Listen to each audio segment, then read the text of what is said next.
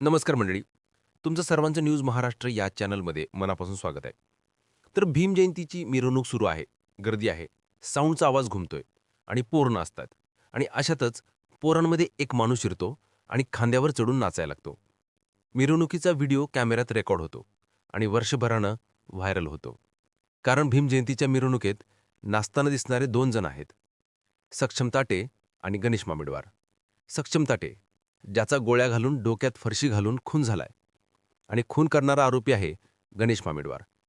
आपली मुलगी अंचल मामिडवार हिच्यासोबतचं प्रेम प्रकरण थांबवलं नाही, तिच्याशी बोलत होता म्हणून सक्षम ताटेचा खून केल्याचा आरोप गणेश मामिडवार याच्यावरती आहे. त्याचं या प्रेम प्रकरणाला विरोध असल्याचं कारण त्याची मुलगी अंचलकडून सांगण्यात आलंय, ते म्हणजे जात. आपल्या वडील आणि भावानी सक्षमला संपवल्यानंतर अंचलने सक्षमच्या मृतदेहासोबत लग्न केलं आणि नांदेडची केस देशभर चर्चेत आली. कालपर्यंत या केसमध्ये सक्षमचा इतिहास गुन्हेगारी प्रवृत्तीचा असल्याचं, त्याच्यावर MPDA सारखा गंभीर गुन्हा दाखल असल्याचं समोर आलं होतं. पण आता सक्षमवर दाखल असलेला गुन्हा खोटा असल्याचं अंचलने सांगितलंय. शिवाय ज्या दिवशी सक्षमची हत्या झाली त्या दिवशी सकाळीच अंचलच्या भावाने तिला पोलीस स्टेशनला नेत सक्षमवर खोटा गुन्हा दाखल करण्यासाठी दबाव टाकला होता, असाही दावा तिने केलाय. पण मग असं काय घडलं? भीमजयंतीला सक्षमसोबत नाचणाऱ्या अंचलच्या वडिलांनी त्याला संपवलं. अंचलने सक्षमच्या मृत्यूबद्दल कोणते खुलासे केलेत? अंचलच्या जबाबामुळे या प्रकरणात कोणता ट्विस्ट आलाय? ही सगळी स्टोरी सांगणारा हा व्हिडिओ.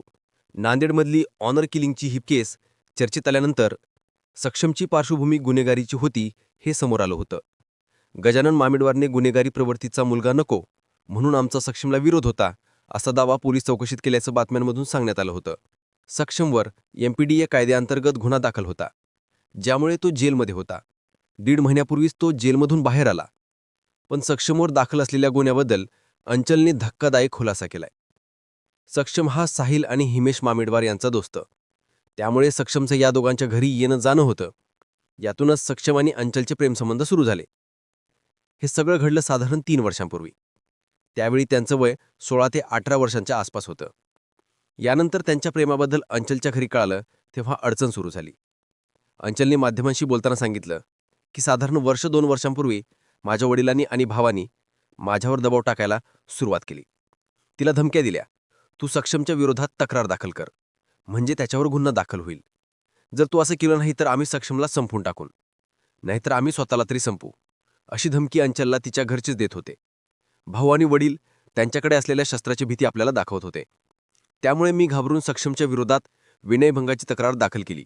पण जेव्हा मी 18 वर्षांचे झाले त्यानंतर लगेच कोर्टात जाऊन सक्षमच्या बाजूने साक्षी दिली आणि त्यानंतर सक्षम जेलमधून सुटला, असा दावा अंचलने केलाय. सक्षमवर जो MPDAचा गुन्हा दाखल झाला होता तो हाच गुन्हा होता. आता मग महत्त्वाची गोष्ट म्हणजे अंचलचा बाप गजानन मामिडवार हा स्वतः मोक्काचला आरोपी आहे. त्यात सक्षमवर बेकायदेशीरपणे पिस्तूल बाळगल्याचा आरोप होता. त्यातून 4 वेळा त्याच्या घराची झडती घेण्यात आली, पण पिस्तूल एकदाही सापडली नव्हती. त्यामुळे त्याच्यावर गुन्हा कोणाच्या सांगण्यावरून दाखल करण्यात आला का, असा प्रश्न विचारण्यात येतोय. अंचलने असाही आरोप केलाय की सक्षम अट्टल गुन्हेगार नव्हता. पोलीस माझ्या वडिलांकडून पैसे घ्यायचे. माझ्या भावानी आणि वडिलांनी 2 नंबरचे धंदे करून पैसे कमवले होते. मागच्या 3 वर्षांमध्ये त्यांच्याकडून माझ्यावर प्रचंड दबाव टाकण्यात आला. मला अनेक वेळा मारहाणसुद्धा केली. मी याबद्दल सक्षमला सांगितलं होतं. आपण दोघं पळून जाऊ असं म्हणाले होते, पण त्यानं माझं ऐकलं नाही. तो म्हणायचा, मी तुझ्या वडिलांची इज्जत करतो, त्यांना समजावेन, मनवेन आणि मग तुला घेऊन जाईन. त्यामुळे सक्षमच्या गुन्हेगारीचा त्याच्या मृत्यूशी काहीच संबंध नव्हता, असंच आता पुढे येतंय. सक्षमचा मृत्यू झाला 27 नोव्हेंबरला, पण त्या दिवशी सकाळीच अंचलला तिचा भाऊ पोलीस स्टेशनला घेऊन गेला होता. अंचलने असा दावा केलाय की गुरुवारी सकाळी मला माझा भाऊ पोलीस स्टेशनला घेऊन गेला आणि तिथे गेल्यावर सक्षमच्या विरोधात तक्रार दे, त्याच्या विरोधात गुन्हा दाखल करायचा आहे, असं म्हणत दबाव टाकायला लागला. पण मला असं काही करायचं नव्हतं. त्यामुळे मी सक्षमच्या विरोधात तक्रार दाखल केली नाही. मला तक्रार द्यायची नाहीये, असं सगळ्यांच्या समोर सांगितलं. त्यावेळी पोलीस स्टेशनमधला एक पोलीस कर्मचारी माझ्या लहान भावाला म्हणाला, तू रोज मारामाऱ्या करून इथे येतोस, तुझ्या बहिणीचं लफडं ज्याच्यासोबत आहे त्याला मारून ये, असं म्हणून बोलून त्यांनी माझ्या भावाला भडकवलं. त्यावेळी माझा भाऊ बोलला, त्याला मारूनच तिथे येतो. त्यानंतर ही हत्या घडली. थोडक्यात अंचलने हा सगळा प्रकार एका पोलीस कर्मचाऱ्याने आपल्या भावाला भडकवल्यामुळे घडल्याचा आरोप केलाय. तिने याआधी माध्यमांशी बोलताना सांगितलं होतं की 1.5 महिन्यापूर्वी सक्षम जेलमधून सुटून आला, तेव्हाच माझ्या घरचे म्हणत होते त्याची गेम टाकणार. त्यामुळे मामिडवार बापलेकांनी याआधीच प्लॅन केलं होतं की हा रागातून घडलेला प्रकार आहे. याबद्दल प्रश्न उपस्थित झाले. पण हा सगळा पूर्वनियोजित कट असल्याचा संशय जास्त आहे. कारण अर्थातच 27 तारखेला घडलेल्या घटना. अंचलने असा दावा केलाय की पोलीस चौकीतून आल्यावर संध्याकाळी मला सांगण्यात आलं आपल्याला देवदर्शनाला जायचंय आणि मला परभणी जिल्ह्यातल्या मानवतमध्ये असलेल्या आईच्या माहेरी नेलं. त्यावेळी माझ्यासोबत माझी आई आणि काका काकू होते. आम्ही मानवतमध्ये होतो तेव्हा तिथे पोलीस आले. त्यांच्यासोबत माझे वडील आणि भाऊ सुद्धा होते. तेव्हा मला सांगितलं सक्षमला 2-3 टाके लागलेत, हॉस्पिटलला ठेवलंय. तिथून पोलिसांनी सकाळी मला नांदेडला आणलं. तेव्हा पोलीस चौकीत मी सक्षमच्या बॉडीचा फोटो पाहिला. तेव्हा मला समजलं सक्षमचा खून झालाय.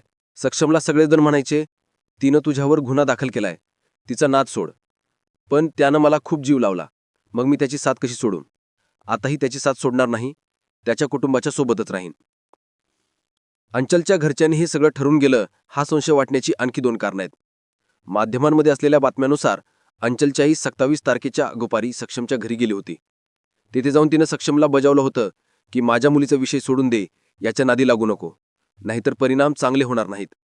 त्यानंतर 2-3 तासांनी सक्षमचा खून झाला असं सांगण्यात येते. त्यात सक्षमच्या आईनं असा दावा केलाय की मला माझ्या धाकट्या मुलाने शिवमने फोन करून सांगितलं की गुरुवारी दुपारी गणेश मामिडवार आणि त्याची मुलं आमच्या घरी आली होती. त्याने सक्षम कुठे असं म्हणून विचारलं. पण सक्षम भाऊ घरी नसल्यानं आणि ते कामासाठी म्हणून त्याच्याकडे आले आहेत असं वाटल्यानं भाऊ घरी नसल्याचं मी त्यांना सांगितलं, असं मला माझ्या धाकट्या मुलांना सांगितलं.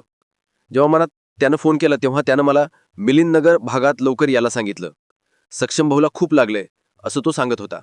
मी तिथे पोचले तेव्हा सक्षमला खूप लागलेलं होतं. त्याच्या डोक्यात वार करण्यात आले होते. मेंदूचा भाग बाहेर आला होता. कपाळाच्या जवळ त्याला गोळी लागली होती. त्याच्या बॉडीच्या जवळ गोळ्यांच्या पोंग्याही पडल्यात. अर्जिकच गुरुवारी दुपारीच अंचलचे भाऊनी वडील सक्षमच्या घरी गेले होते. त्याआधी अंचलची आई सुद्धा सक्षमच्या घरी जाऊन आली होती. त्यामुळे सक्षमचा खून करायचं त्याच दिवशी ठरलं होतं का? सक्षमला त्याच्या घरी जाऊन संपवणार होते का?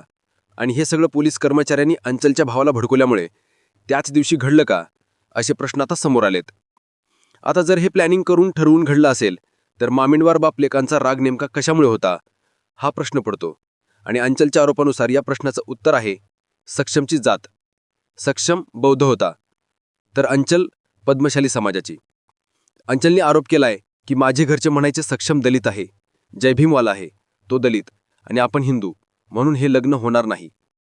दुसरा कुणी पण लग्न लावून देतो, पण मी सक्षमसोबत लग्न करण्यावर ठाम होते. मग माझ्या घरच्यांनी सक्षमला सांगितलं की जर तुला आमच्या मुलीशी लग्न करायचं असेल तर तुला हिंदू धर्म स्वीकारावा लागेल.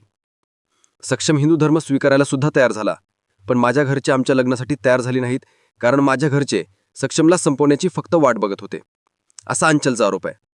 त्यामुळे हा सगळा प्रकार जातीयच घडल्याचं आणि सक्षमच्या गुन्हेगारीचा जुन्या वादाचा याला कोणताही आधार नसल्याचं समोर येतंय. मग असं असताना मामिडवार बापलेकांनी अंचल आणि सक्षमसोबत मिरवणुकीत का नसले होते? त्याने आधीपासून खून करायचं ठरलं होतं. तर मग 27 तारखेला असं काय घडलं? अंचलच्या आरोपांनुसार खरंच यात पोलिसांचा सहभाग आहे का हे पाहणं महत्त्वाचं ठरणार आहे. त्यात अंचलने आपला भाऊ हिमेश अल्पवयीन आहे, तो काही दिवसात बाहेर येईल, त्याने मला बघून घेईन अशी धमकी दिली आहे. तर दुसऱ्या बाजूला आपले वडील आपल्यावर भावनिक दबाव टाकत आहेत असंही अंचलचंच म्हणणं आहे. त्यामुळे आता या घटनेच्या तपासाकडे सगळ्यांचं लक्ष लागलंय. कारण हा प्रकार फक्त नांदेडला नाही तर सगळ्या